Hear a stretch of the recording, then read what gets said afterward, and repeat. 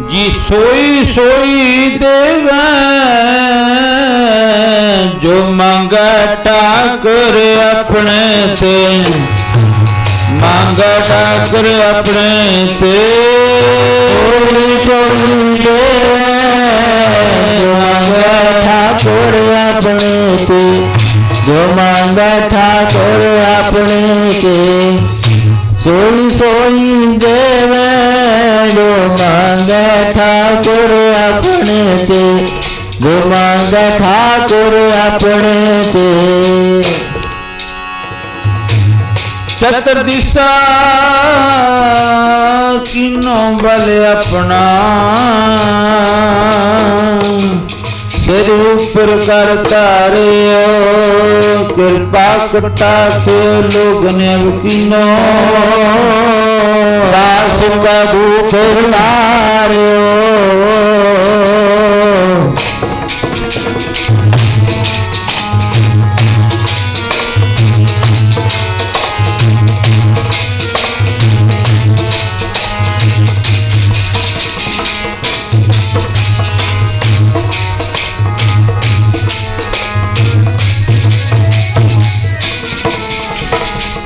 हर जन राखे गुरु गोविंद, राखे गुरु गोविंद। कंठ लाए गुण सब मिटे, कंठ लाए अवगुण सब मिटे। एता बिरद स्वामी दा शरणी आया बड़ लंदा, एता बिरद स्वामी दा शरणी आया बड़ लंदा। एह बिरद स्वामी दा शरणी आया बड़ लंदा, एह बिरद स्वामी दा शरणी आया बड़ लंदा। एह बिरद स्वामी दा शरणी आया गल लाउना, ए बिरद स्वामी दा शरणी आया गल लाउना।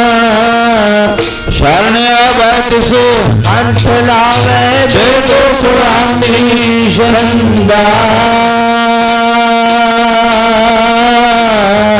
शरण परे की राख दयाला, नानक तुमरे बाल गोपाला।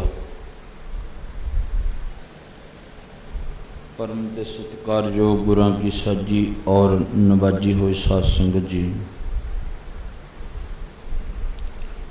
बड़े भागां वाले जेड़े चल के गुरु जी दी पावन और पवित्र चलन दे विच शरण दे विच गुरु दे घर दे विच उस दुनियावी घर नूं छड्ड के जो घर छड्ड गवावना सो लगा मन माहे। जिथे जाए तुध वर्तन तिसकी चिंता नाहे। उस दुनियावी घर नूं छड्ड के कुछ समय वास्ते उसकी पकड़ तो बाहर हो के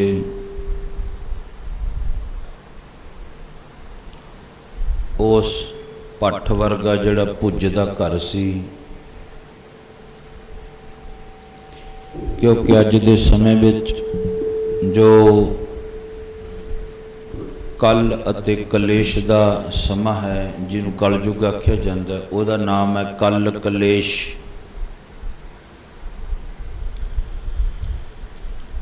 अज ये भी कहा जाता है भी कलयुग का समा जिहड़ा भयानक चलता है, पर किसी भी बंदे ने नहीं देखा होना भी कलयुग किहो जिहा है, किड्डा क वड्डा है, किहो जिहा रंग है, उच्चा है, नीम है, मोटा है, पतला है, किहो जिहा है, नहीं किसी ने देखा। पर फिर कहा क्यों जाता भी कलयुग का समा चल रहा है। महाराज जी कहन लगे वो कल कलेश जिहड़ा ना कलयुग है वह हर कदे घर घर दे विच बड़िया होया है।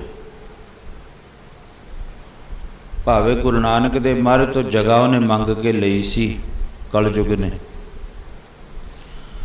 ਜਦੋਂ ਮਹਾਰਾਜ ਬੈਠੇ ਨੇ ਨਾਨਕਿਆਣੇ ਗੁਰਦੁਆਰੇ ਆ ਗਿਆ ਭਿਆਨਕ ਦਾ ਭੇਸ ਧਾਰ ਕੇ,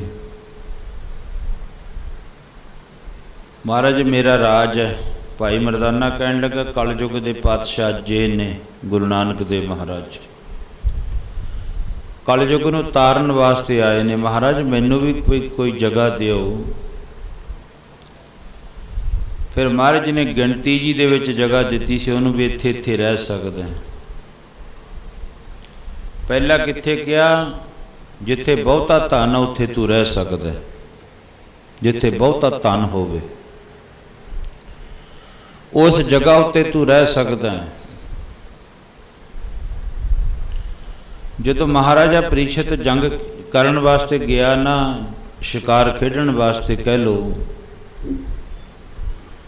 ਉਸ ਵਕਤ ਮੱਛਰ ਦਾ ਰੂਪ ਧਾਰਨ ਕਰਕੇ ਕਲਯੁਗ ਸੋਨੇ ਦੇ ਮੁਕਟ ਦੇ ਵਿੱਚ ਬੈਠ ਗਿਆ, ਸਿਰ ਤੇ ਸਵਾਰ ਹੋ ਗਿਆ। ਭਾਵ ਬੈਠਾ ਸੀ ਮੱਛਰ ਦਾ ਰੂਪ ਧਾਰਨ ਕਰਕੇ, ਪਰ ਉਸ ਜਿਹੜਾ ਇਹੋ ਜਿਹਾ ਧਰਮੀ ਰਾਜਾ ਸੀ ਅਭਿਮਨੂ ਦਾ ਪੋਤਰਾ, ਮਹਾਰਾਜਾ ਪ੍ਰੀਸ਼ਤ ਅਭਿਮਨੂ ਦਾ ਪੋਤਰਾ, ਅਰਜਨ ਦਾ ਪੁੱਤਰ ਅਭਿਮਨੂ, ਅਭਿਮਨੂ ਦਾ ਪੋਤਰਾ ਅੱਗੇ ਹੋਇਆ ਇਹ ਜਿਹੜਾ ਮਹਾਰਾਜਾ ਪ੍ਰੀਸ਼ਤ ਹੋਇਆ। ਉਹਨੇ ਮੱਤ ਮਾਰ ਦਿੱਤੀ, ਮਰਿਆ ਹੋਇਆ ਸੱਪ ਚੁੱਕਿਆ, ਤੀਰ ਦੀ ਨੋਕ ਨਾਲ ਸਾਧ ਦੇ ਗਲ ਵਿੱਚ ਪਾਇਆ, ਕਿਉਂਕਿ ਦਿਮਾਗ ਉੱਤੇ ਕਲਯੁਗ ਸਵਾਰ ਹੋਇਆ ਸੀ। ਜਦੋਂ ਮਨੁੱਖ ਦੇ ਵੀ ਦਿਮਾਗ ਉੱਤੇ ਕਲਯੁਗ ਸਵਾਰ ਹੋ ਜੇ ਨਾ, ਫਿਰ ਮਨੁੱਖ ਕਮਲਾ ਹੋ ਜਾਂਦਾ ਹੈ। ਉਹ ਧਨ ਕਰਕੇ ਵੀ ਕਮਲਾ ਹੋ ਜਾਂਦਾ ਹੈ, ਧੀਆਂ ਪੁੱਤਰਾਂ ਕਰਕੇ ਵੀ ਕਮਲਾ ਹੋ ਜਾਂਦਾ ਹੈ, ਮਕਾਨ ਦੁਕਾਨ ਕਰਕੇ ਵੀ, ਗੱਡੀਆਂ ਮੋਟਰਾਂ ਕਰਕੇ ਵੀ, ਹੰਕਾਰ ਦੇ ਵਿੱਚ ਵੀ ਉਹ ਕਮਲਾ ਹੋ ਜਾਂਦਾ। ਉਦੋਂ ਸਮਝ ਲਓ ਇਹਦੇ ਸਿਰ ਉੱਤੇ ਹੁਣ ਕਲਯੁਗ ਦਾ ਜਿਹੜਾ ਉਹ ਵਾਸਾ ਹੈ। ਦੂਸਰਾ ਮਹਾਰਾਜ ਫਿਰ ਹੋਰ ਕੋਈ ਜਗ੍ਹਾ ਇੱਕ ਤਾਂ ਦੱਸਤੀ। ਮਹਾਰਾਜ ਜੀ ਕਹਿਣ ਲੱਗੇ ਉਹ ਕਰੀ ਜਿੱਥੇ ਸ਼ਰਾਬ ਖਾਨਾ ਹੋਊਗਾ, ਜੂਏ ਖਾਨਾ ਹੋਊਗਾ, ਤੂੰ ਉੱਥੇ ਵੀ ਰਹਿ ਸਕਦਾ। ਮਹਾਰਾਜ ਇਹ ਤਾਂ ਉਦੋਂ ਵੀ ਭਿਆਨਕ ਸਮਾਂ, ਕੋਈ ਮੈਨੂੰ ਹੋਰ ਆਪਣੇ ਚਰਨਾਂ ਦੇ ਵਿੱਚ ਵੀ ਜਗ੍ਹਾ ਦੇ ਦਿਓ। ਗੁਰੂ ਜੀ ਕਹਿਣ ਲੱਗੇ ਚੰਗਾ ਇਉਂ ਕਰੀ ਜਿੱਥੇ ਸਤ ਸੰਗਤ ਹੁੰਦੀ ਹੈ ਨਾ, ਤੂੰ ਉੱਥੇ ਅੰਦਰ ਤਾਂ ਨਹੀਂ ਆ ਸਕਦਾ। ਜਿੱਥੇ ਵੀ ਸੰਗਤ ਹੁੰਦੀ ਹੈ ਤੂੰ ਉੱਥੇ ਅੰਦਰ ਨਹੀਂ ਆ ਸਕਦਾ, ਪਰ ਹਾਂ ਜਿੱਥੇ ਗੁਰੂ ਕੀ ਸੰਗਤ ਹੁੰਦੀ ਹੈ ਉੱਥੇ ਸੰਗਤ ਦੇ ਜੋੜੇ ਲਾਏ ਜਾਂਦੇ ਨੇ ਬਾਹਰਲੇ ਪਾਸੇ। ਉਹਨਾਂ ਜੋੜਿਆਂ ਵਿੱਚ ਬੈਠ ਕੇ ਤੂੰ ਗੁਰੂ ਦਾ ਭਜਨ, ਗੁਰੂ ਦੀ ਕੀਰਤੀ ਬਾਣੀ, ਕੀਰਤਨ ਕਥਾ ਉੱਥੇ ਬਹਿ ਕੇ ਸੁਣ ਸਕਦਾ। ਉਹ ਕਹਿਣ ਲੱਗਾ ਜੀ ਚਲੋ ਇਹ ਠੀਕ ਹੈ। ਹੁਣ ਦੇਖੋ ਉਹਦੀ ਇੱਕ ਨਿਸ਼ਾਨੀ ਹੈ ਕਲਯੁਗ ਦੀ। ਦਰਬਾਰ ਸਾਹਿਬ ਦੇ ਵਿੱਚ ਅੰਦਰ ਕਥਾ ਕੀਰਤਨ ਹੋਊਗਾ, ਸੰਗਤ ਟਕਾ ਨਾਲ ਬੈਠੀ ਰਹੂਗੀ, 2 2.5 ਘੰਟੇ 3 ਘੰਟੇ 4 ਘੰਟੇ ਲਾ ਲਓ। ਜਦੋਂ ਉਹਨਾਂ ਨੇ ਬਾਹਰ ਜਾ ਕੇ ਕੜਾਹ ਪ੍ਰਸ਼ਾਦੀ ਦੇਗ ਲੈ ਕੇ, ਦੇਗ ਛਕ ਕੇ ਜਾ ਕੇ ਜੋੜੇ ਪਾਉਣੇ ਨਾ, ਉੱਥੇ ਕੁਰਬਲ ਹੋਣ ਲੱਗ ਜਾਂਦੀ ਹੈ, ਰੌਲਾ ਪਾਉਣ ਲੱਗ ਜਾਂਦਾ, ਇਹ ਜੋੜੇ ਮੇੜੇ ਨੇ, ਆਹ ਮੇਰੇ ਨੇ, ਆਹ ਮੇਰੇ ਨੇ। ਉੱਚੀ ਉੱਚੀ ਰੌਲਾ, ਜਾਂ ਕਿਸੇ ਦੇ ਜੋੜੇ ਚੱਕ ਲਏ ਕਿਸੇ ਨੇ ਤਾਂ ਰੌਲਾ ਪੈ ਗਿਆ, ਗਲਮ ਗਾਲੀ ਹੋ ਗਏ, ਆ ਗਿਆ ਕਲਯੁਗ। ਉੱਥੇ ਵੀ ਆਪਣਾ ਜਿਹੜਾ ਰੰਗ ਵਰਤਾ ਦਿੰਦਾ ਹੈ। ਚਲੋ ਖੈਰ, ਕਹਿਣ ਤੋਂ ਭਾਵ ਹੈ ਫਿਰ ਬਈ ਇਹ ਸਤਿਗੁਰੂ ਜੀ ਕਿਰਪਾ ਕਰਦੇ ਹਨ। ਇਹ ਤੋਂ ਬਚਣ ਵਾਸਤੇ ਆਹੀ ਇੱਕੋ ਇੱਕ ਤਰੀਕਾ ਹੈ, ਇੱਕੋ ਇੱਕ ਸਾਧਨ ਹੈ ਗੁਰੂ ਨਾਨਕ ਦੇ ਘਰ ਦਾ, ਜਿੱਥੇ ਸਤ ਹੋ, ਜਿੱਥੇ ਸਾਡੇ ਉੱਤੇ ਕਲਯੁਗ ਕੋਈ ਵਾਰ ਨਹੀਂ ਕਰ ਸਕਦਾ। ਇਸ ਕਰਕੇ ਉਦਮ ਕਰਕੇ ਕਲਯੁਗ ਤੋਂ ਬਚਣ ਵਾਸਤੇ ਆਪਣੇ ਉਸ ਦੁਨਿਆਵੀ ਘਰ ਨੂੰ ਛੱਡ ਕੇ ਅਵਿਨਾਸੀ ਘਰ ਦੇ ਵਿੱਚ ਆਏ। ਅਵਿਨਾਸੀ ਤੋਂ ਭਾਵ ਸਦਾ ਥਿਰ ਰਹਿਣ ਵਾਲਾ ਘਰ, ਸਦਾ ਸਦੀਵੀ ਸੁਖ ਦੇਣ ਵਾਲਾ ਘਰ ਹੈ, ਉਹ ਹੈ ਗੁਰੂ ਨਾਨਕ ਦਾ ਘਰ। ਸਾਡਾ ਦੁਨਿਆਵੀ ਘਰ ਸਾਨੂੰ ਸਦੀਵੀ ਸੁਖ ਨਹੀਂ ਦੇ ਸਕਦਾ। ਜੇ ਮਨੁੱਖ ਦੀ ਜ਼ਿੰਦਗੀ 100 ਸਾਲ ਦੀ ਹੈ, ਤੁਸੀਂ 100 ਸਾਲ ਵਿੱਚ ਦੇਖੋ ਕਿੰਨੇ ਉਤਰਾਅ ਚੜ੍ਹਾਅ ਜ਼ਿੰਦਗੀ ਵਿੱਚ ਆਉਂਦੇ। ਪਹਿਲਾਂ ਮਨੁੱਖ ਨੇ ਆਪ ਮਸਾਂ ਬਣਾਇਆ, ਫਿਰ ਉਹਦੇ ਪੁੱਤਰ ਪੈਦਾ ਹੋ ਗਏ ਗਾਹਾਂ, फिर उदू बाद उन्हां दी निगाह होगी भी इधरला दा इधरला साडा इधरला फलाणे दा इधरला पिता दा। उदू बाद फिर पिता बैठा पुत्र की निगाह होगी, फिर गां उदू गां लाद बध गई ओदी, फिर ओदी बंडी पैगी। भाव कहण तो ये जिहड़ा भट्ठ वर्गा घर है ना, इस जिवें भट्ठी दे विच एक दाणा भुजदा है, जग संसार एक भट्ठी है, उहदे विच मनुख दाणे की तरह भुजदा है। कोई तन दुखी, कोई मन दुखी, कोई चिंता चित उदास, थोड़े थोड़े सब दुखी, को सुखी हरि दा दास। सुखी होने का तरीका महाराज जी कहते कि जे तू सीखना चाहना है तो तू फिर की करन, जो सुख को चाहे सदा शरण राम की लेहे, परमात्मा की शरण लै। फिर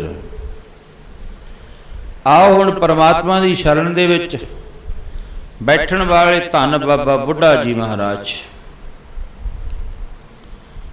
गुरु नानक की शरण लई गुरु अंगद साहब महाराज, गुरु अमरदास, गुरु रामदास अज 5वें गुरु नानक के चरणों विच बैठे है ते सेवा करदे जग संसार दे नाल नाता तोड़ के करते हैं।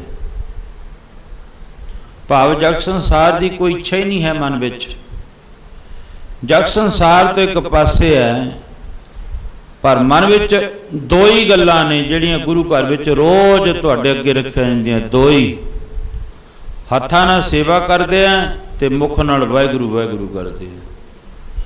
जिवें बुल्ले शाह ने लिखिया, हथ कार वल, कार तो भाव कम, चित जिहड़ा है जिवें वो दुनियावी लोकां दा है, पर सतगुरु जी कहंदे अज सब तो वड्डा साडा मित्र, साडा पिता, साडा भगवान कौन है? चित ओहदे वल। वो बाबा बुल्ले शाह जी लिखते ने, हथ कार वल चित यार वल, परमात्मा वल भाव चित तुहाडा होना चाहिए।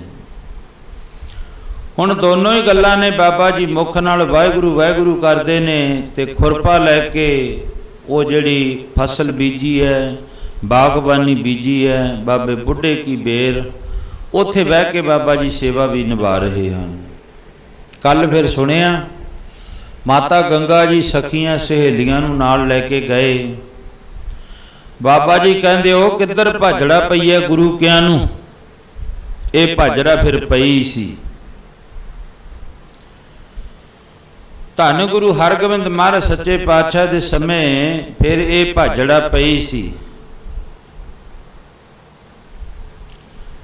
श्री गुरु हरगोबिंद महाराज सच्चे पातशाह महाराज जी दे 5 साहिबजादे सन। एक लड़की जी का नाम सी बीबी बीरो, भाई साधु दे नाल ब्याही सी बीबी बीरो। जदों बीबी बीरो की शादी रखी गई ना हरगोबिंद नगरपुर दे विच, उत्थे मठियाई बन गई, सारा कुछ बन गया। कहते जाके चलो कई इतिहासां दी राय भी है, संगत आ गई, जाके रात का समा सी, लंगर वधिया पिया। जाके सिखा ने बेनती करी, सच्चे पातशाह संगत बाबा आ गई, भोजन है ही नहीं, समा रात का, रात के 2 बजे पे ने, जे संगत भोजन मंगती है, हुण की करिए? महाराज कहन लगे करो, बीबी बीरो दे ब्याह की मठियाई तैयार करी पई है, वो मठियाई छका दो, जदों बरात ने आना उदों आपां होर भोजन तैयार कर देंगे। माता गंगा जी नूं जाके बेनती करी, माता जी गुरु जी ने यह गल आखी है भी जिहड़ी वो मठियाई तैयार करी पई है वो संगत नूं छका दिओ। ते माता जी ने कहा जिन्ना चिर बरात नहीं ना आउंदी उन्ना चिर असीं किसी नूं मठियाई नहीं दे सकते, संगत वास्ते भोजन होर तैयार कर दिओ। फिर सतगुरु सच्चे पातशाह महाराज ने खबर पहुँच गई, महाराज लंगर तैयार करना पऊगा। माता जी कहते जिन्ना चिर बरात नहीं ना आउंदी उन्ना चिर किसी नूं भोजन नहीं असीं दे सकते। ये पहला हैगा सी, जदों भी कोई आउणा उहनूं चाह दा गिलास भर के फड़ा देना, वो समान जिन्ना बनाया हुंदा सारा रखिया पिया हुंदा भी जिन्ना चिर बरात नहीं ना आउंदी उन्ना चिर किसी नूं नहीं दिंदा। पहला बरात नूं खवावांगे, यही जिहड़ा अज भी चलदा, थोड़ा थोड़ा अज रह गया असूल। ये ਪਹਿਲਾਂ ਬਰਾਤ ਆਉਂਦੀ, ਉਹਦਾ ਸਵਾਗਤ ਕਰਕੇ ਪਹਿਲਾਂ ਬਰਾਤ ਨੂੰ ਚਾਹ ਪਿਆਈ ਜਾਂਦੀ, ਫਿਰ ਪਿੰਡ ਦੇ ਪੀਂਦੇ, ਫਿਰ ਬੀਬੀਆਂ ਭੈਣਾਂ ਪੀਂਦੀਆਂ, ਭਾਵ ਤੀਜੇ ਨੰਬਰ ਤੇ ਜਾ ਕੇ ਮਾਤਾ ਜੀ ਕਹਿਣ ਲੱਗੇ ਪਹਿਲਾਂ ਬਰਾਤ ਨੂੰ ਭੋਜਨ ਛਕਾਉਣਾ ਹੈ। ਗੁਰੂ ਜੀ ਕਹਿਣ ਲੱਗੇ ਜਿਹੜੀ ਮਠਿਆਈ ਮੇਰੇ ਗੁਰੂ ਕੇ ਸਿੱਖ ਨਹੀਂ ਛਕ ਸਕਦੇ ਇਹ ਫਿਰ ਤੁਰਕ ਖਾਣਗੇ। ਹੁਣ ਬਰਾਤ ਆਉਣ ਤੋਂ ਇੱਕ ਦਿਨ ਪਹਿਲਾਂ ਫਿਰ ਰਾਤ ਨੂੰ ਫੌਜ ਨੇ ਹਮਲਾ ਬੋਲ ਦਿੱਤਾ। ਮਹਾਰਾਜ ਜੀ ਨੇ ਬੀਬੀ ਬੀਰੋ ਤੇ ਹੋਰ ਰਿਸ਼ਤੇਦਾਰਾਂ ਸਮੇਤ ਬਾਹਰ ਭੇਜ ਦਿੱਤੇ। ਮਹਾਰਾਜ ਜੀ ਨੇ ਫਿਰ ਉੱਥੇ ਗੁਰੂ ਹਰਗੋਬਿੰਦਪੁਰ ਦਾ ਜਿਹੜਾ ਜੰਗ ਹੋਇਆ, ਧੰਨ ਗੁਰੂ ਹਰਗੋਬਿੰਦ ਮਹਾਰਾਜ ਨੇ ਜੰਗ ਕਰਿਆ। ਮਠਿਆਈ ਕਹਿਣ ਨੂੰ ਕੋਠਾ ਭਰਿਆ ਪਿਆ ਸੀ, ਸਾਰਾ ਮੁਗਲਾਂ ਦੇ ਕੰਮ ਆਈ। ਇਸ ਕਰਕੇ ਗੁਰੂ ਜੀ ਕਹਿਣ ਲੱਗੇ ਜੋ ਗੁਰ ਕਹੈ ਸੋਈ ਭਲ ਮਾਨੋ, ਹਰ ਹਰ ਕਥਾ ਨਿਰਾਲੀ। ਅੱਜ ਧੰਨ ਬਾਬਾ ਬੁੱਢਾ ਜੀ ਦੇ ਕੋਲ ਮਾਤਾ ਜੀ ਗਏ। ਗੁਰੂ ਅਰਜਨ ਦੇਵ ਮਹਾਰਾਜ ਜੀ ਕਹਿੰਦੇ ਕਿਵੇਂ ਗਏ ਸੀ? ਕਹਿੰਦੇ ਜੀ ਰੱਥ ਪੱਗੀਆਂ ਜੋੜ ਕੇ ਗਏ ਸੀ, ਨਾਲ ਸੰਗ ਸੀ ਬਹੁਤ, ਸੰਗਤ ਬਹੁਤ ਨਾਲ ਗਈ। ਫਿਰ ਗੁਰੂ ਅਰਜਨ ਦੇਵ ਮਹਾਰਾਜ ਜੀ ਕਹਿਣ ਲੱਗੇ ਉਹ ਗੁਰੂ ਕੋਲੇ ਜਾਣਾ ਹੋਵੇ। ਫਿਰ ਚਾਣਕਾ ਨੀਤੀ ਵਾਲਾ ਲਿਖਦਾ, ਚਾਣਕਾ ਜੀ ਕਹਿੰਦੇ ਜਦੋਂ ਇਹਨਾਂ ਬੰਦਿਆਂ ਕੋਲੇ ਜਾਣਾ ਹੋਵੇ ਨਾ ਖਾਲੀ ਹੱਥ ਨਹੀਂ ਜਾਈਦਾ, ਕੁਝ ਨਾ ਕੁਝ ਲੈ ਕੇ ਜਾਓ। ਕਿਹੜੇ? ਰਾਜ ਵੈਦ ਗੁਰੂ ਜੋਤ ਸੀ, ਇਨਕੇ ਪਾਸ ਜੋ ਜਾਏ ਖਾਲੀ ਹਾਥ ਨਾ ਜਾਈਏ, ਫਲ ਦੀਏ ਫਲ ਪਾਏ। ਰਾਜੇ ਕੋਲੇ, ਗੁਰੂ ਕੋਲੇ, ਜੋਤਸੀ ਕੋਲੇ, ਵੈਦ ਕੋਲੇ, ਚਾਰ ਕੋਲੇ ਜਾਣਾ ਪੈਂਦਾ। ਚਾਰ ਕੋਲੇ ਕੰਮ ਪੈਂਦਾ ਹੀ ਪੈਂਦਾ ਸਾਨੂੰ। ਚਾਰ ਬੰਦਿਆਂ ਕੋਲੇ ਜਾਓਗੇ ਤੇ ਤੁਹਾਨੂੰ ਖਾਲੀ ਹੱਥ ਨਹੀਂ ਜਾਣਾ ਪਊਗਾ। ਜੇ ਤੁਸੀਂ ਕਿਸੇ ਪੰਡਤ ਕੋਲੇ ਗਏ ਵੀ ਜੰਤਰੀ ਦਿਖਾਉਣੀ ਹੈ ਅਸੀਂ, ਜਿਵੇਂ ਅੱਜ ਬਹੁਤੇ ਲੋਕ ਇਸ ਕੰਮ ਦੇ ਵਿੱਚ ਫਸੇ ਹੋਏ ਨੇ, ਉਹ 5-10 ਰੁਪਈਆਂ ਦੀ 20 ਰੁਪਈਆਂ ਦੀ ਜੰਤਰੀ ਹੋਊਗੀ। ਜਿਹੜੇ ਬਹੁਤੇ ਲੋਕ ਨੇ ਉਹਨੂੰ ਵੇਖ ਕੇ ਕੰਮ ਸ਼ੁਰੂ ਕਰਦੇ ਨੇ। ਪਹਿਲਾਂ ਉਹਨੂੰ ਦਿਖਾਉਣਗੇ ਵੀ ਅੱਜ ਦਿਨ ਚੰਗਾ ਹੈ ਜਾਂ ਮਾੜਾ ਹੈ, ਤੇ ਉਹਨੂੰ ਦਿਖਾ ਕੇ 5-7-10 ਰੁਪਈਆਂ ਦੀ ਜੰਤਰੀ ਜੀ ਹੈ ਜਿਹੜੀ, ਉਹਦੇ ਵਿੱਚ ਫਿਰ ਉਹ ਦੱਸੂਗਾ ਅੱਜ ਦਿਨ ਮਾੜਾ ਹੈ, ਅੱਜ ਦਿਨ ਚੰਗਾ ਹੈ। ਮਹਾਰਾਜ ਜੀ ਕਹਿੰਦੇ ਬਣਾਈ ਕਿਹਨੇ ਹੈ? ਉਹਦੀ ਖੋਜ ਕਰੋ। ਉਹ ਜੰਤਰੀ ਕਿਹਨੇ ਬਣਾਈ ਹੈ? ਪੁਰਾਣੀਆਂ ਜਿਹੜੀਆਂ ਜੰਤਰੀਆਂ ਸੀ ਉਹ ਬਣਾਈ ਸੀ ਪੰਡਤ ਹਰਦਿਆਲ ਜੀ ਨੇ। ਉਹ ਇੱਕ ਆਮ ਮਨੁੱਖ ਸੀ, ਬੰਦਾ ਹੀ ਸੀ ਨਾ, ਗੁਰੂ ਤਾਂ ਨਹੀਂ ਸੀ ਉਹ। ਉਹਨੇ ਬਣਾਤੀ ਆਪਣੀ ਵਿਦਿਆ ਦੇ ਅਨੁਸਾਰ, ਜੋ ਪੜ੍ਹ ਕੇ ਅੱਗੇ ਲੋਕ ਦੱਸੀ ਜਾਂਦੇ ਨੇ। 5-7 ਰੁਪਈਆਂ ਦੀ ਜੰਤਰੀ ਸਾਡਾ ਭਵਿੱਖ ਦੱਸਦੀ ਹੈ, ਸਾਡਾ ਭਵਿੱਖ ਦੱਸਦੀ ਹੈ। ਉਹ ਦੱਸਣ ਵਾਲਾ ਇੱਕ ਆਪ ਬੋਰੀ ਉੱਤੇ ਬੈਠਾ ਥੱਲੇ, ਉਹ ਪੜ੍ਹ ਕੇ ਸਾਨੂੰ ਦੱਸ ਦਿੰਦਾ 5-7 ਰੁਪਈਏ ਰੱਖੋ ਤੁਹਾਡਾ ਭਵਿੱਖ ਦਾ। ਤੁਸੀਂ ਨਾ ਰੱਖਿਓ, ਕੁਛ ਨਾ ਰੱਖਿਓ ਪੈਸਾ, ਉਹਨੂੰ ਕਹੋ ਵੀ ਸਾਡਾ ਜਿਹੜਾ ਭਵਿੱਖ ਦੱਸ, ਜੇ ਦੱਸ ਗਿਆ ਤਾਂ ਕਹਿ ਦਿਓ। ਚਲੋ ਖੈਰ, ਕਹਿਣ ਤੋਂ ਭਾਵ ਮੇਰਾ ਭਾਵ ਸੀ ਵੀ ਤੁਸੀਂ ਉਹ ਜੰਤਰੀ ਉੱਤੇ 5 ਰੁਪਈਏ ਰੱਖੋਗੇ, ਫਿਰ ਕੁਝ ਉਹ ਬੋਲੂ, ਫਿਰ ਦੱਸੂਗੀ। ਫਿਰ ਰਾਜੇ ਕੋਲੇ ਜਾਓ, ਕਹਿੰਦੇ ਖਾਲੀ ਹੱਥ ਨਹੀਂ ਜਾਣਾ ਚਾਹੀਦਾ। ਫਿਰ ਗੁਰੂ ਕੋਲੇ ਆਓ, ਸਾਡਾ ਇਸ਼ਟ ਕੌਣ ਹੈ? ਸਾਡਾ ਗੁਰੂ ਕੌਣ ਹੈ? ਧੰਨ ਗੁਰੂ ਗ੍ਰੰਥ ਸਾਹਿਬ ਮਹਾਰਾਜ। ਇਹਨਾਂ ਦੇ ਚਰਨਾਂ ਦੇ ਵਿੱਚ ਵੀ ਆਓ। ਕਹਿੰਦੇ ਭਾਈ ਗੁਰਦਾਸ ਜੀ ਕਹਿੰਦੇ ਜੇ ਤੁਹਾਡੇ ਕੋਲੇ ਧਨ ਨਹੀਂ ਨਾ, ਕੋਈ ਪੈਸਾ ਨਹੀਂ ਮੱਥਾ ਟੇਕਣ ਨੂੰ, ਰਸਤੇ ਦੇ ਵਿੱਚੋਂ ਕੋਈ ਫੁੱਲ ਹੀ ਤੋੜ ਲਿਆਓ, ਫੁੱਲ। ਉਹ ਫੁੱਲ ਲਿਆ ਕੇ ਗੁਰੂ ਨੂੰ ਭੇਟਾ ਕਰ ਦਿਓ, ਗੁਰੂ ਕੋਲੇ ਵੀ ਪ੍ਰਵਾਨ ਹੈ। ਭਾਵਣੀ ਭਗਤ ਭਾਏ ਕੌਡੀ ਅਗਰ ਭਾਵ ਰੱਖੈ, ਤਾਹੇ ਗੁਰ ਸਰਬ ਨਿਧਾਨ ਦਾਨ ਦੇਤੈ। ਪੈਸਾ ਨਹੀਂ, ਫੁੱਲ ਨਹੀਂ ਮਿਲਿਆ, ਕਹਿੰਦੇ ਕੌਡੀ ਲਿਆ ਕੇ ਰੱਖ ਦਿਓ, ਕੌਡੀ ਵੀ ਗੁਰੂ ਸਾਡਾ ਪ੍ਰਵਾਨ ਕਰ ਲੈਂਦਾ। ਇਹ ਚਾਰ ਬੰਦਿਆਂ ਕੋਲੇ ਕਹਿੰਦੇ ਜਦੋਂ ਜਾਣਾ ਹੋਵੇ ਨਾ ਕੋਈ ਚੀਜ਼ ਲੈ ਕੇ ਜਾਣੀ ਹੈ। ਗੁਰੂ ਜੀ ਕਹਿਣ ਲੱਗੇ, ਗੁਰੂ ਅਰਜਨ ਦੇਵ ਮਹਾਰਾਜ ਜੀ ਮਾਤਾ ਗੰਗਾ ਜੀ ਨੂੰ, ਤੁਸੀਂ ਕੋਈ ਵਸਤੂ ਲੈਣ ਵਾਸਤੇ ਗਏ ਹੋ ਕਿ ਤੁਸੀਂ ਚੜ੍ਹਾਈ ਕਰਕੇ ਗਏ ਹੋ ਉਹਨਾਂ ਦੇ ਉੱਤੇ? ਇਹ ਕੰਮ ਤਾਂ ਇਸ ਤਰ੍ਹਾਂ ਹੁੰਦਾ ਹੈ ਵੀ ਜਿਵੇਂ ਕੋਈ ਚੜ੍ਹਾਈ ਕਰਕੇ ਜਾਂਦਾ ਹੋਵੇ ਤੇ ਤੁਸੀਂ ਲੈਣ ਜਾਂਦੇ ਹੋ ਵਸਤੂ ਬਾਬੇ ਬੁੱਢੇ ਤੋਂ।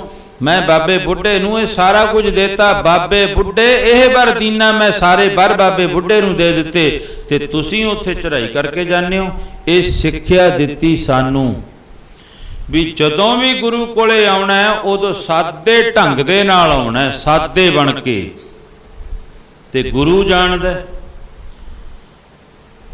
ਤੇ ਧੰਨ ਮਾਤਾ ਗੰਗਾ ਜੀ ਫਿਰ ਚਰਨਾਂ ਦੇ ਵਿੱਚ ਬੈਠ ਕੇ ਚਰਨ ਫੜ ਲਏ। ਪੁੱਛਿਆ ਫਿਰ ਹੁਣ ਦੱਸ ਦਿਓ ਕਿਵੇਂ ਜਾਈਏ? ਕਹਿੰਦੇ ਇਉਂ ਕਰਿਓ, ਜਦੋਂ ਗੁਰੂ ਅਰਜਨ ਦੇਵ ਮਹਾਰਾਜ ਜੀ ਕੋਲੇ ਗਏ ਨਾ, ਫਿਰ ਗੁਰੂ ਅਰਜਨ ਦੇਵ ਮਹਾਰਾਜ ਸੱਚੇ ਪਾਤਸ਼ਾਹ जी कहन लगे बाबे बुढ़े वास्ते प्रशादे तैयार करियो। देखो सारा ढंग दस दिता गुरु साहब ने। जो आप तो बड़े कोले जाना है, निमरता ना जाना है, तो जे कोई वस्तु लैनी है तो सादे ढंग का प्रशादा होवे, जिन्हों बाबा फरीद जी कहते रुखी सुखी खाए कह ठंडा पानी पियो, देख पराई चोपड़ी ना तरसाई जियो। कहते जे तू सुखी रहना चाहना ना तो सादा भोजन छक के देख, सादा। जे तू तरल पदार्थ छकेगा ना नाड़ा ब्लॉक हो जाएगियां। देखो ये गल बाबा जी ने पहला कहती, रुखी सुखी खाए कै जमा ते रुखा ते सुखा भोजन खा के वेख, तैनूं उहदे विच बड़ा ही आनंद आऊगा। इस करके गुरु अर्जन देव महाराज जी कहते फिर इउं करियो बई मिस्से प्रशादे बना लियो। मिस्से प्रशादे बना के अचार गंढा लस्सी मखनी दही ये कुछ लैके जाओ, सादा जा जमा। फिर तुसी भोजन छका के फिर उन्हां तो कोई वस्तु मंग लो तो उन्होंने तुहाडी झोली जरूर भर देणगे। भरदे ने अज भी गुरु, पर माफ करियो जे तुसी कहो ना भी इहो जे तरल पदार्थ होण, बई गुरु नूं असीं वधिया तो वधिया महंगे तो महंगा पदार्थ भेंट करके गुरु नूं मुੱਲ लै लांगे जां गुरु तो ऐ लै लांगे। महाराज जी कहंदे नहीं होए, इस तरह नहीं गल बनदी। एक माता होई घर विच ना पुत्र है, घर दे विच गरीबी बड़ी है, अत्यंतां दी गरीबी है। कई इतिहासकारां ने आ मौड़ मंडी के लागे माईसर का मेला लगता ना, माईसर का, इस माता का भी जिक्र कई इतिहासां ने कीता। वो माता दे घर पुत्र नहीं है ते घर दे विचों गरीब बड़ी है, बहुत ही ज्यादा गरीब है। ते ओ किसी ने दस्या माता तेरी घर की गरीबी भी गुरु हरगोबिंद महाराज चक देणगे। छेवें गुरु नानक आए ने अपने इलाके दे विच, तेरी गरीबी भी दूर कर देंगे ते तैनू पुत्र दी दात भी दे देंगे। पर तू इउं करी जाई गुरु साहब कोले जाके मंग ली।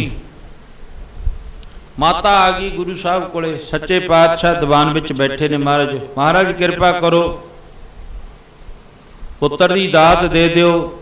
महाराज जी ने वेख के कहा माता तेरे कर्मां विच पुत्र लिखा नहीं, 7 जन्म भी तेरे कर्मां च पुत्र नहीं लिखा, 7 जन्म। पर जे गुरु की मेहर हो जाए डॉक्टर भावे जवाब दे देन। डॉक्टरां तो उपर दी जो मैं कल अज करी सी बई साइंस जिथे डॉक्टरां दी समाप्त हो जाती है उत्थे साइंस गुरु नानक दे घर दी शुरू हो जाती है। साडे नगर दे सिख साधु महापुरख छोटियां छोटियां जिहियां जट्टां हुंदियां उन्हां दे घट ही बोलते हुंदे, बसां दे विच ही रहिंदे हुंदे। हुणिया 10-11 साल होए ने उन्होंने गुजरिया नूं। एक मेरे मित्र सी महापुरख बाबा दर्शन सिंह जी बाठां बालियां वाले, 19 साल हो गए सी उन्होंने ब्याह नूं, 19 साल। बड़ियां रिपोर्टां कराइयां, मेरे परम मित्र ने वो असीं इकट्ठे पढ़े हैं।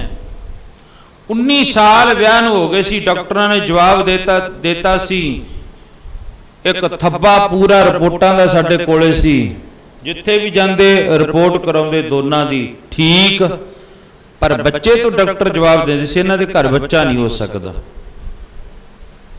वो पिंड रूड़े के इत्थे आए हुए सी समागम दे उत्ते। इधरों साडे पिंड दे भी ये महापुरख बाबा राणा जी सी, इन्हां दा नां, वो अलीक वाले रोड दे उत्ते उन्हां दी जगह बनी हुई है। जे अज भी किसी ने दर्शन करने होण तुसीं उत्थे जिहड़ी मर्जी सुखना सुख लो, तुहाडी पूरी होगी। अज शरीर करके नहीं है वो उतर के तुरे फिरदे सी महापुरखां दी गड्डी दे विच आके बैठ के मूरले पासे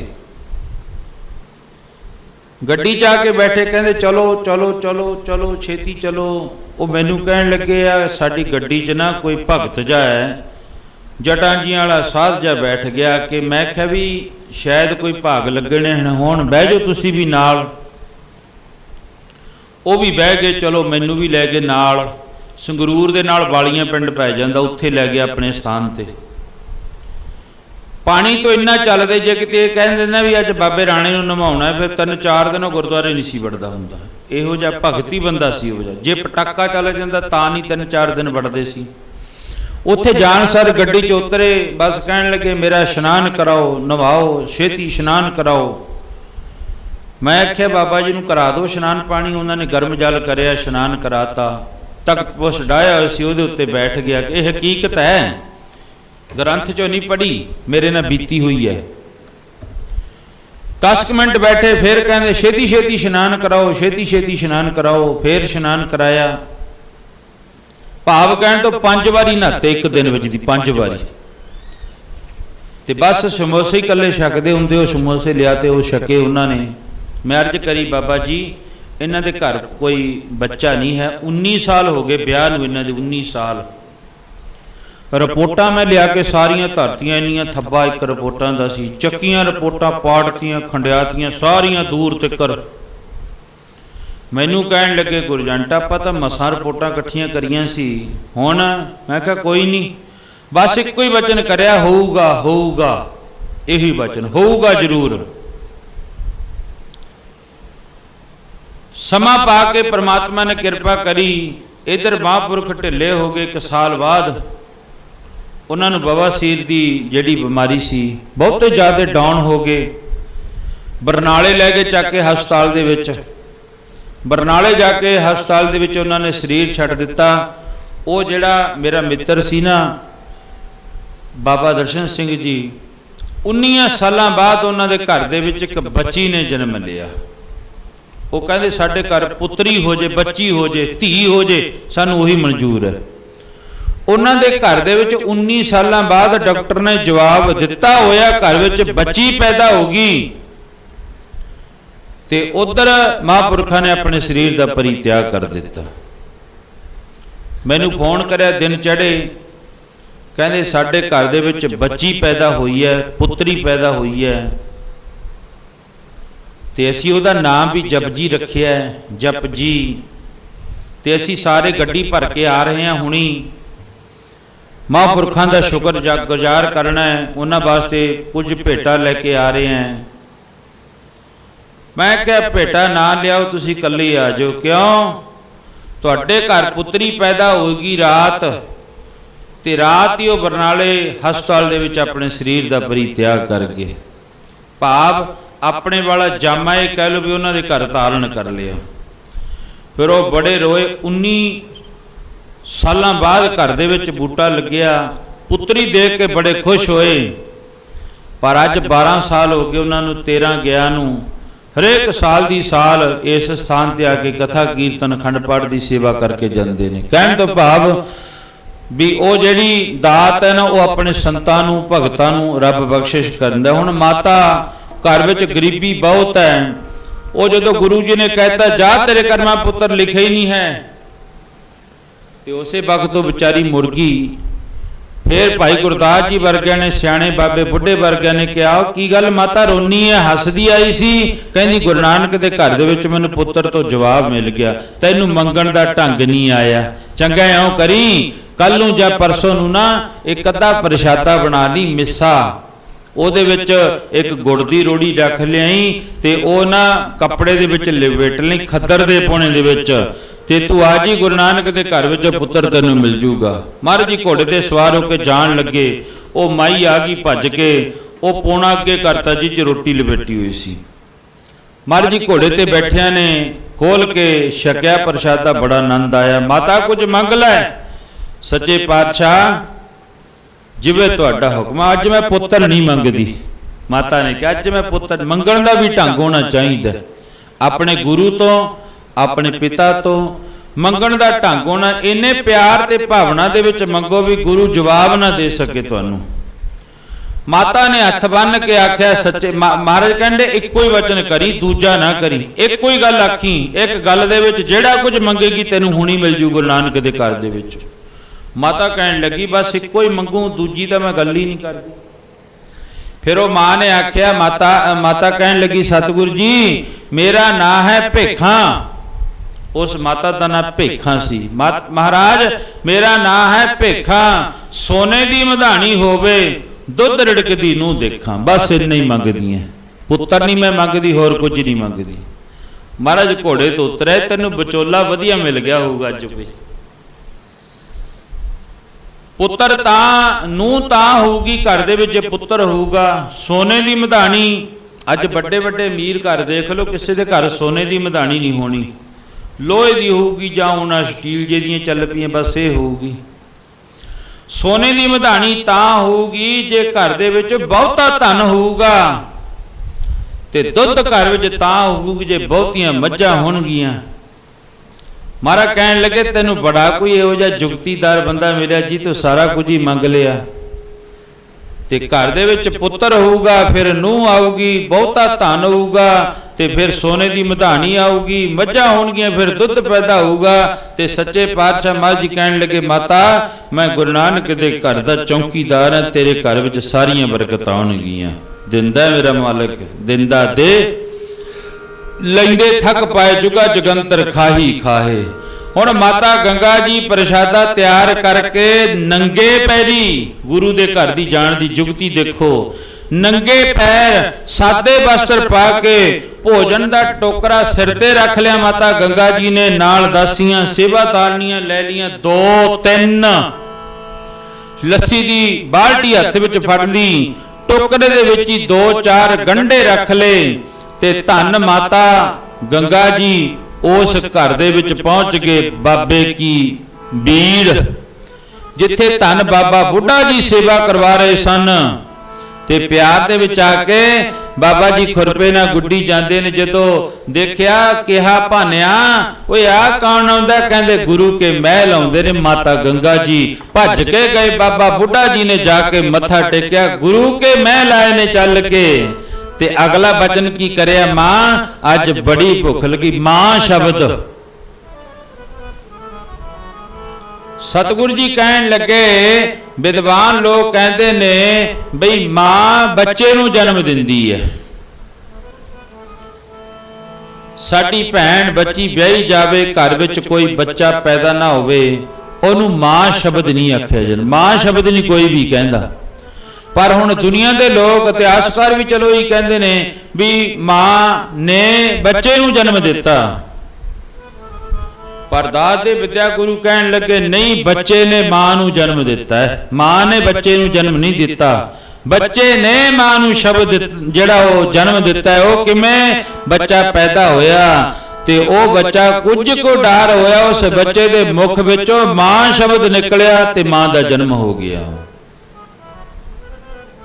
ਤੇ ਧੰਨ ਬਾਬਾ ਬੁੱਢਾ ਜੀ ਨੇ ਕਿਹਾ ਮਾਂ ਬੜੀ ਭੁੱਖ ਲੱਗੀ ਹੈ, ਲਿਆ ਭੋਜਨ ਲਿਆ ਕੇ ਛਕਾ, ਮੈਨੂੰ ਬਹੁਤ ਜ਼ਿਆਦਾ ਭੁੱਖ ਲੱਗੀ ਹੈ। ਓਏ ਮਾਮਾ ਤੋਂ ਬਿਨਾ ਪੁੱਤਰਾਂ ਦਾ ਕੌਣ ਹੁੰਦਾ ਹੈ? ਮਾਂ ਨੂੰ ਹੀ ਸਾਰ ਹੁੰਦੀ ਹੈ, ਮੇਰੇ ਪੁੱਤਰ ਨੂੰ ਕਿਹੜੀ ਚੀਜ਼ ਦੀ ਲੋੜ ਹੈ, ਲਿਆ ਮੈਨੂੰ ਭੋਜਨ ਛਕਾ। ਤੇ ਮਾਤਾ ਗੰਗਾ ਜੀ ਨੂੰ ਖੁਸ਼ੀਆਂ ਚੜ ਗਈਆਂ। ਚਲੋ ਮਹਾਰਾਜ ਉੱਥੇ ਆਪਣੀ ਜਗ੍ਹਾ ਉੱਤੇ ਬੈਠ ਕੇ ਭੋਜਨ ਛਕੋ। ਲੈ ਉੱਥੇ ਕੀ ਲੋੜ ਹੈ ਜਾਣ ਦੀ, ਖੇਤਾਂ ਵਿੱਚ ਕੰਮ ਕਰਦੇ, ਉੱਥੇ ਬਹਿ ਕੇ ਬੱਟ ਉੱਤੇ ਹੱਥ ਝਾੜ ਲਏ, ਹੱਥ ਕਰ ਦਿੱਤੇ ਮਾਤਾ ਦੇ ਅੱਗੇ, ਲੈ ਮਾਤਾ ਕਿਰਪਾ ਕਰ ਦੇ ਭੋਜਨ ਛਕਾ ਮੈਨੂੰ। ਹੱਥ ਉੱਤੇ ਮਿੱਸੇ ਪ੍ਰਸ਼ਾਦੇ ਰੱਖ ਦਿੱਤੇ। ਓਏ ਸਾਡਾ ਗੁਰੂ ਦੇਖੋ, ਕੋਈ ਖੀਰ ਪੂੜਿਆਂ ਦਾ ਜਾਂ ਹੋਰ ਕਾਸੇ ਦਾ ਭੁੱਖਾ ਨਹੀਂ ਹੈ। ਸਾਡਾ ਗੁਰੂ ਤਾਂ ਇੱਕੋ ਹੀ ਚੀਜ਼ ਦਾ ਭੁੱਖਾ ਹੈ। ਜੇ ਤੁਹਾਡੇ ਕੋਲੇ ਉਹ ਚੀਜ਼ ਹੈਗੀ ਹੈ, ਕਿਹੜੀ? ਗੁਰੂ ਜੀ ਨੇ ਆਪਣੀ ਗੁਰਬਾਣੀ ਵਿੱਚ ਤੇ ਭਾਈ ਗੁਰਦਾਸ ਜੀ ਆਪਣੀ ਪਾਵਨ ਪਵਿੱਤਰ ਵਾਰ ਅੰਦਰ ਫਰਮਾਨ ਕਰਦੇ ਹਨ, ਗੋਬਿੰਦ ਭਾਉ ਭਗਤ ਦਾ ਭੁੱਖਾ, ਗੋਬਿੰਦ ਭਾਉ ਭਗਤ ਦਾ ਭੁੱਖਾ, ਗੋਬਿੰਦ ਭਾਉ ਭਗਤ ਦਾ ਭੁੱਖਾ, ਗੋਬਿੰਦ ਭਾਉ ਭਗਤ ਦਾ ਭੁੱਖਾ, ਗੋਬਿੰਦ ਭਾਉ ਭਗਤ ਦਾ ਭੁੱਖਾ। ਕਹਿੰਦੇ ਪ੍ਰੇਮ ਦਾ ਤੇ ਪਿਆਰ ਦਾ ਭੁੱਖਾ ਹੈ। ਉਹ ਬਿਦਰ ਦੇ ਘਰ ਚਲੇ ਗਏ, ਉਹ ਗੁੱਦਾ ਜਿਹੜਾ ਸੀ ਕੇਲੇ ਦਾ ਇੱਕ ਪਾਸੇ ਸੁੱਟਣ ਲੱਗ ਗਈ, ਛਿਲਕੇ ਖਾਣ ਲੱਗ ਗਏ। ਤੇ ਸਾਗ ਬਣਾਇਆ, ਉਹਦੇ ਵਿੱਚ ਲੂਣ ਪਾਉਣਾ ਹੀ ਭੁੱਲ ਗਏ, ਕੱਚਾ ਪੱਤੇ ਜੇ ਬਾਲ ਕੇ ਅੱਗੇ ਰੱਖ ਦਿੱਤੇ ਭਗਵਾਨ ਦੇ, ਖਾ ਗਏ। ਭੀਲਣੀ ਦੇ ਝੂਠੇ ਬੇਰ ਖਾ ਗਏ। ਗੁਰੂ ਨਾਨਕ ਦੇ ਮਹਾਰਾਜ ਜੀ ਭਾਈ ਲਾਲੋ ਦੇ ਘਰ ਜਾ ਕੇ ਕੋਧਰੇ ਦਾ ਪ੍ਰਸ਼ਾਦਾ ਹੀ ਛਕ ਗਏ। ਹੁਣ ਤਲੇ ਹੋਏ ਪਰੌਂਠੇ ਦੋੜੇ ਸੀ। ਕੋਧਰਾ ਕਹਿੰਦੇ ਬਾਜਰੇ ਨਾਲੋਂ ਵੀ ਸਖਤ ਹੁੰਦਾ, ਬਾਜਰੇ ਨਾਲੋਂ ਵੀ ਸਖਤ ਕੋਧਰਾ ਜਿਹੜਾ ਹੁੰਦਾ। ਤੇ ਧੰਨ ਬਾਬਾ ਬੁੱਢਾ ਜੀ ਨੇ ਹੱਥ ਉੱਤੇ ਪ੍ਰਸ਼ਾਦੇ ਰੱਖ ਲਏ ਤੇ ਉੱਤੇ ਰੱਖਤਾ ਅਚਾਰ, ਤੇ ਮਾਤਾ ਗੰਗਾ ਜੀ ਨੇ ਗੰਢਾ ਅੱਗੇ ਕਰ ਦਿੱਤਾ। ਜਦੋਂ ਗੰਢਾ ਅੱਗੇ ਕਰਿਆ ਨਾ, ਉਸ ਗੰਢੇ ਨੂੰ ਚੁੱਕ ਕੇ, ਪੁਰਾਣੇ ਬਜ਼ੁਰਗਾਂ ਨੂੰ ਪਤਾ ਹੈ ਬਈ ਉਹ ਨਾ ਐ ਮੁੱਕੀ ਮਾਰ ਕੇ ਭੰਨ ਦਿੰਦੇ ਹੁੰਦੇ ਗੰਢਾ, ਤੇ ਫੇਰ ਜਾ ਕੇ ਕਿਤੇ ਉਹ ਚਲੋ ਛਕਣ ਦੇ ਯੋਗ ਬਣ ਜਾਂਦਾ। ਛਿਲਕਾ ਲਾਇਆ ਤੇ ਭੰਨ ਕੇ ਗੰਢਾ ਛਕ ਲੈਂਦੇ। ਬਜ਼ੁਰਗ ਬਾਬੇ ਬੁੱਢੇ ਨੇ ਆਪਣੇ ਗੋਡੇ ਉੱਤੇ ਗੰਢਾ ਰੱਖ ਲਿਆ ਤੇ ਗੰਢਾ ਰੱਖ ਕੇ ਉੱਤੇ ਮੁੱਕੀ ਮਾਰੀ, ਵਿੱਚੋਂ ਛੋਟੀ ਜੀ ਪੀਚੀ ਜੀ ਨਿਕਲ ਕੇ ਦੂਰ ਭੱਜ ਗਈ। ਤੇ ਫੇਰ ਕਿਹਾ, ਮਾਤਾ ਪੰਜ ਪਿਆਲੇ ਪੰਜ ਪੀਰ, ਛਠਮ ਪੀਰ ਬੈਠਾ ਗੁਰ ਭਾਰੀ, ਅਰਜਨ ਕਾਇਆ ਪਲਟ ਕੈ ਮੂਰਤ ਹਰ ਗੋਬਿੰਦ ਸਵਾਰੀ, ਚੱਲੀ ਪੀੜੀ ਸੋਢੀਆਂ ਰੂਪ ਦਿਖਾਵਣ ਬਾਰੋ ਬਾਰੀ, ਦਲ ਭੰਜਨ ਗੁਰ ਸੂਰਮਾ ਬਟ ਜੋਧਾ ਬਹੁ ਪਰਉਪਕਾਰੀ। ਮਾਤਾ ਤੇਰੇ ਘਰ ਦੇ ਵਿੱਚ ਕਿਹੋ ਜਿਹਾ ਪੁੱਤਰ ਪੈਦਾ ਹੋਊਗਾ? ਮਾਤਾ ਗੰਗਾ ਜੀ ਨੂੰ ਕਹਿੰਦੇ, ਤੇਰੇ ਘਰ ਵਿੱਚ ਕਿਹੋ ਜਿਹਾ ਪੁੱਤਰ ਪੈਦਾ ਹੋਊਗਾ? ਕਿਹੋ ਜਿਹਾ? ਕਹਿੰਦੇ, ਮੁਗਲਾਂ ਦੇ ਇਸ ਤਰ੍ਹਾਂ ਸਿਰ ਭੰਨ ਦੂਗਾ ਜਿਵੇਂ ਮੈਂ ਗੰਢਾ ਭੰਨਿਆ। ਫਿਰ ਮਹਾਰਾਜ ਜੀ ਕੀ ਕਹਿੰਦੇ? ਬਾਬੇ ਬੁੱਢੇ ਇਹ ਵਰ ਦੀਨਾ। ਭਾਈ ਸੰਤੋਖ ਸਿੰਘ ਜੀ ਕਹਿੰਦੇ ਬਾਬੇ ਬੁੱਢੇ ਨੇ ਇਹ ਵਰ ਦੇ ਦਿੱਤਾ ਤੇ ਕਿਹਾ ਮਾਤਾ ਗੰਗਾ ਜੀ ਨੂੰ, ਮਾਤਾ ਜੀ ਗੱਲ ਸੁਣੋ, ਵੱਡਾ ਜੋਧਾ ਤੇ ਪਾਰਿਓ ਪੁਕਾਰੀ, ਉਹ ਦਲ ਭੰਜਨ ਗੁਰੂ ਸੂਰਮਾ, ਵੱਡਾ ਜੋਧਾ ਤੇ ਪਾਰਿਓ ਪੁਕਾਰੀ, ਦਲ ਭੰਜਨ ਗੁਰੂ ਸੂਰਮਾ,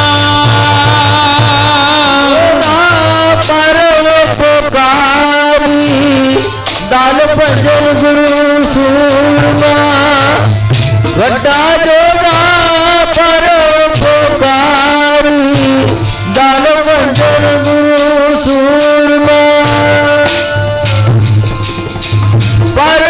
ਪਰਉਪਕਾਰੀ, ਦਲ ਭੰਜਨ ਗੁਰੂ ਸੂਰਮਾ, ਵੱਡਾ ਜੋਧਾ ਪਰਉਪਕਾਰੀ, ਦਲ ਭੰਜਨ ਗੁਰੂ ਸੂਰਮਾ, ਵੱਡਾ ਜੋਧਾ ਪਰਉਪਕਾਰੀ, ਦਲ ਭੰਜਨ ਗੁਰੂ ਸੂਰਮਾ, ਵੱਡਾ ਜੋਧਾ ਤੇ ਪਰਉਪਕਾਰੀ, ਦਲ ਭੰਜਨ ਗੁਰੂ ਸੂਰਮਾ, ਜੋਧਾ ਪਰਉਪਕਾਰੀ, ਦਲ ਭੰਜਨ ਗੁਰੂ ਸੂਰਮਾ, ਵੱਡਾ ਜੋਧਾ ਪਰਉਪਕਾਰੀ, ਦਲ ਭੰਜਨ ਗੁਰੂ ਸੂਰਮਾ, ਪਰਉਪਕਾਰੀ, ਦਲ ਭੰਜਨ ਗੁਰੂ ਸੂਰਮਾ, ਵੱਡਾ ਜੋਧਾ ਤੇ ਪਰਉਪਕਾਰੀ, ਦਲ ਭੰਜਨ ਗੁਰੂ ਸੂਰਮਾ। ਬਾਬਾ ਜੀ ਕਹਿੰਦੇ ਦਲ ਭੰਜਨ ਗੁਰ ਸੂਰਮਾ, ਵੱਡ ਜੋਧਾ ਬਹੁ ਪਰਉਪਕਾਰੀ। ਕਹਿੰਦੇ ਵੱਡਾ ਜੋਧਾ ਵੀ ਹੋਊਗਾ ਤੇ ਮੁਗਲਾਂ ਦੇ ਸਿਰ ਵੀ ਭੰਨ ਦੂਗਾ। ਫਿਰ 4 ਜੰਗ ਗੁਰੂ ਹਰਗੋਬਿੰਦ ਮਹਾਰਾਜ ਜੀ ਨੇ ਕਰੇ, 4 ਜੰਗ ਤੇ 14 ਜੰਗ ਗੁਰੂ ਗੋਬਿੰਦ ਸਿੰਘ ਮਹਾਰਾਜ ਨੇ ਕਰੇ। 18.5 ਜੰਗ ਬਣਦੇ ਨੇ ਸਿੱਖ ਇਤਿਹਾਸ ਵਿੱਚ, 18.5। ਅੱਧੇ ਦਾ ਭਾਵ ਕੀ ਹੈ ਵੀ ਉਹ ਜੰਗ ਦੀ ਜਿੱਤ ਹਾਰ ਦਾ ਪਤਾ ਨਹੀਂ ਸੀ ਲੱਗਿਆ। 4 ਪਹਿਰਾਂ ਤੋਂ ਵੱਧ ਜੰਗ ਨਹੀਂ ਹੋਇਆ। 4 ਪਹਿਰ ਭਾਵ ਤੜਕੇ 6 ਵਜੇ ਤੋਂ ਲੈ ਕੇ ਸ਼ਾਮ ਦੇ 6 ਵਜੇ ਤੱਕ ਬਸ ਸਮਾਪਤ ਹੋ ਜਾਂਦਾ ਸੀ ਜੰਗ। ਤੇ ਜੰਗ ਦਾ ਬਿਗਲ ਵੱਜ ਜਾਂਦਾ ਤੇ ਉਹ ਕਲਗੀਧਰ ਪਾਤਸ਼ਾਹ ਮਹਾਰਾਜ ਦੇ ਹਿੱਸੇ ਦੇ ਵਿੱਚ ਆ ਜਾਂਦਾ ਕਰਕੇ ਬਾਬਾ ਬੁੱਢਾ ਜੀ ਨੇ ਫਿਰ ਉਹ ਜਿਹੜਾ ਮਾਤਾ ਗੰਗਾ ਜੀ ਨੂੰ ਵਰ ਦਿੱਤਾ ਤੇ ਧੰਨ ਮਾਤਾ ਗੰਗਾ ਜੀ ਨੇ ਫਿਰ ਨਿਮਰਤਾ ਭਾਵ ਨਿਮਰਤਾ ਦੇ ਵਿੱਚ ਆ ਕੇ ਕਿਸੇ ਤੋਂ ਵੀ ਕੋਈ ਵੀ ਚੀਜ਼ ਲੈਣੀ ਹੈ ਨਾ, ਜਿਵੇਂ ਕੱਲ ਵੀ ਮੈਂ ਅੱਜ ਕਰੀ ਸੀ ਇਹ ਗੱਲ ਸੰਤ ਅਤਰ ਸਿੰਘ ਮਹਾਰਾਜ ਦੇ ਵਿੱਚ ਹੀ ਟੁਕਦੀ ਸੀ ਵੀ ਜਿਨ੍ਹਾਂ ਦੇ ਵਿੱਚ ਏਡੀ ਵੱਡੀ ਨਿਮਰਤਾ। ਅੱਜ ਤਾਂ ਚਲੋ ਨਿਮਰਤਾ ਵਾਲੀ ਗੱਲ ਤਾਂ ਦੂਰ ਹੈ, ਕਈ ਕੁਇੰਟਲ ਕਹੋ ਹਰੇਕ ਬੰਦੇ ਕੋਲੇ ਲੂਣ ਬੰਨਿਆ ਹੋਇਆ, ਕਈ ਕੁਆਂਟਲ, ਕਿਲੋ ਨਹੀਂ। ਮਾੜਾ ਜਿਹਾ ਹੱਥ ਲਾ ਕੇ ਵੇਖੋ ਐ ਤੇ ਦੇਖੋ ਫਿਰ ਆਵਾਜ਼ ਉਹਦੇ ਵਿੱਚੋਂ ਕਿਹੋ ਜਿਹੀ ਆਊਗੀ। ਜਿਵੇਂ ਕੋਈ ਕਹਿੰਦੇ ਕੋਈ ਸੰਤ ਸੀ, ਮਹਾਂਪੁਰਖ ਸੀ, ਉਹਦੇ ਕੱਪੜੇ ਉਹ ਗੇਰੂ ਰੰਗ ਦੇ ਪਾਏ ਹੋਏ ਸੀ, ਭਗਤੀ ਕਰਦਾ ਸੀ, ਬੰਦਗੀ ਕਰਦਾ ਸੀ। ਕੋਲ ਦੀ ਚਾਰ ਹੋਰ ਲੰਘੇ, ਕਹਿੰਦੇ ਓਏ ਆ ਬਾਬਾ ਬੈਠਾ, ਇਹਨੂੰ ਮਿਲ ਕੇ ਚੱਲਦੇ ਆਂ। ਕਹਿੰਦੇ ਜਾ ਕੇ ਭੋਜਨ ਪਾਣੀ ਛਕਿਆ, ਮੱਥਾ ਟੇਕਿਆ, ਪੁੱਛਣ ਲੱਗੇ ਕਿ ਵਿੱਚੋਂ ਬਹਿਵਤੀ ਹੁੰਦੇ ਨੇ, ਚਲੋ ਸਾਰੇ ਪ੍ਰਕਾਰ ਦੀ ਹੁੰਦੇ ਨੇ। ਕਹਿੰਦੇ ਬਾਬਾ ਤੇਰਾ ਨਾਂ ਕੀ ਹੈ? ਮੇਰੇ ਗੁਰਦੇਵ ਸਾਹਿਬ। ਕਹਿੰਦੇ ਸੀਤਲ ਦਾਸ। ਬੜਾ ਵਧੀਆ ਨਾਂ ਹੈ, ਤੁਹਾਡੇ ਗੁਰੂਆਂ ਨੇ ਰੱਖਿਆ? ਕਹਿੰਦੇ ਹਾਂ। ਦੂਜੇ ਨੇ ਪੁੱਛ ਲਿਆ ਮਹਾਰਾਜ ਤੁਹਾਡਾ ਨਾਂ ਕੀ ਹੈ? ਕਹਿੰਦਾ ਸੀਤਲ ਦਾਸ। ਕਹਿੰਦੇ ਬੜਾ ਵਧੀਆ ਨਾਂ ਹੈ, ਕਿਦੋਂ ਕਦਾ ਡੇਰਾ ਬਣਿਆ? ਤੀਜੇ ਨੇ ਪੁੱਛ ਲਿਆ ਬਾਬਾ ਜੀ ਤੁਹਾਡਾ ਨਾਂ ਕੀ ਹੈ? ਕਹਿੰਦੇ ਸੀਤਲ ਦਾਸ। ਜਦੋਂ ਚੌਥੇ ਨੇ ਪੁੱਛਿਆ ਨਾ, ਉਹ ਧੂਣਾ ਚੱਲਦਾ ਸੀ ਮੂਹਰੇ, ਉਹਦੇ ਚੱਕ ਕੇ ਖਲਪਾੜ ਚਾਰਾਂ ਦੇ ਮਗਰ ਪੈ ਗਿਆ। ਉਹ ਤੁਹਾਨੂੰ ਕਹਿਤਾ ਮੇਰਾ ਨਾਂ ਸੀਤਲ ਦਾਸ ਹੈ। ਕਹਿੰਦੇ ਬਸ ਇਹੀ ਪਤਾ ਕਰਨਾ ਸੀ ਵੀ ਤੂੰ ਸੀਤਲ ਦਾਸ ਹੈ ਕਿ ਭਾਂਬੜ ਦਾਸ ਹੈ। ਬੋਲੋ ਸਤਨਾਮ ਸ੍ਰੀ ਵਾਹਿਗੁਰੂ। ਅਸੀਂ ਤਾਂ ਆਈ ਪੁੱਛਣਾ ਹੀ ਸੀ ਮਾੜਾ ਜਿਹਾ, ਹੋਰ ਤਾਂ ਅਸੀਂ ਤਾਂ ਇੱਥੋਂ ਕੀ ਗੰਢੇ ਲੈਣੇ ਸੀ।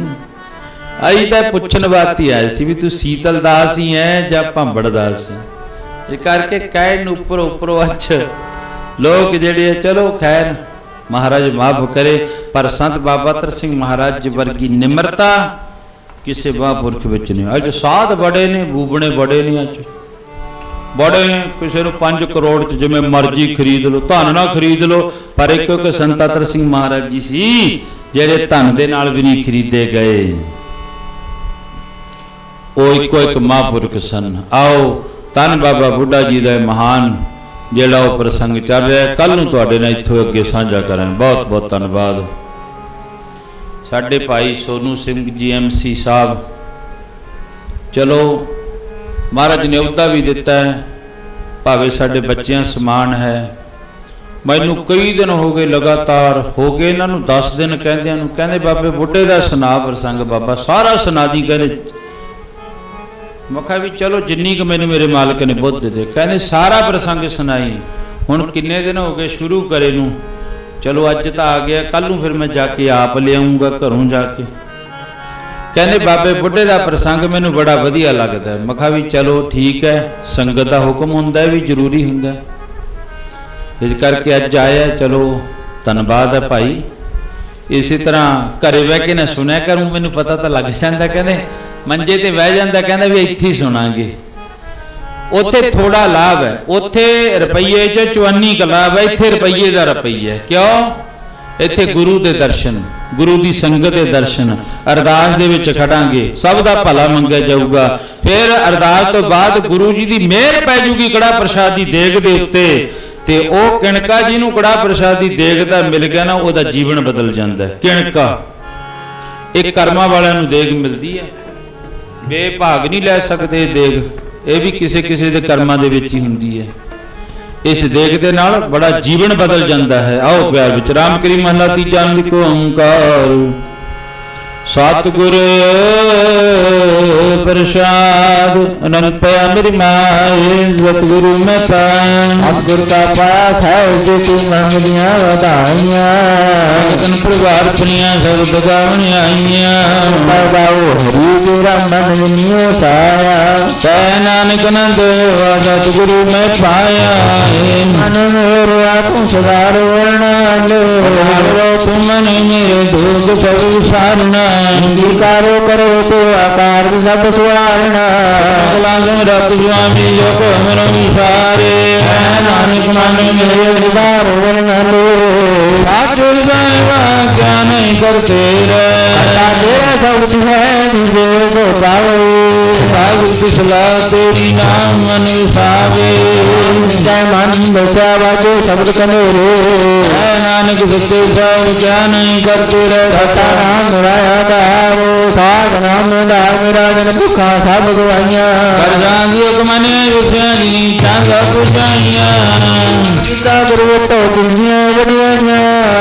ਨਾਨਕ ਗੁਣਾ ਸੰਤੋ ਜਗ ਕਰੋ ਪਿਆਰੋ ਸਾਚਾ ਨਾਮ ਮੇਰਾ ਆਧਾਰੋ ਵਾਜੇ ਪੰਜ ਸ਼ਬਦ ਤਤਕਾਰ ਸੁਭਾਗੈ ਸ਼ਬਦ ਵਾਜੇ ਕਲਾ ਜਿਤ ਕਰ ਧਾਰੀਆ ਉਹ ਵਾਜੇ ਕੀਤੇ ਕਾਰ ਕੰਟਕ ਮਾਰਿਆ ਕਰਮ ਪਾਇਆ ਤੁਜਨ ਕੋ ਤੇ ਨਾਮ ਹਰ ਕੇ ਨਾਕੇ ਨਾਨਕ ਦਾਸ ਕੋ ਆਤਿਤ ਕਰਿਆ ਹੈ ਵਾਜੇ ਨੰਬੜ ਭਾਗੀ ਹੋ ਸਗਲ ਮਨੋਰਥ ਪੂਰੇ ਪਾਰ ਮੈਂ ਪਾਇਆ ਉਤਰੇ ਸਗਲ ਵਸੂਰੇ ਦੁਖ ਰੋਗ ਸੰਤਾਪ ਉਤਰੇ ਸੁਣੀ ਸੱਚੀ ਬਾਣੀ ਸਾਧਨ ਪਏ ਸਰਕੋ ਪੂਰੇ ਗੁਰਤੇ ਦਾਣੀ ਗੁਰਤੇ ਬਨਿਜ ਕਾ ਤੇਪ ਸਤ ਗੁਰ ਭਰਪੂਰ ਗੁਰ ਚਰਨ ਲਾਗੇ ਵਾਜੇ ਅਨਹਦ ਪੂਰੇ ਬੋਲੋ ਵਾਹਿਗੁਰੂ ਜੀ ਕਾ ਖਾਲਸਾ ਵਾਹਿਗੁਰੂ ਜੀ ਕੀ ਫਤਿਹ ਵਾਹਿਗੁਰੂ ਜੀ ਕਾ ਖਾਲਸਾ ਵਾਹਿਗੁਰੂ ਜੀ ਕੀ ਫਤਿਹ ਤੁੰਦੇ ਆ ਕੇ ਅਰਦਾਸ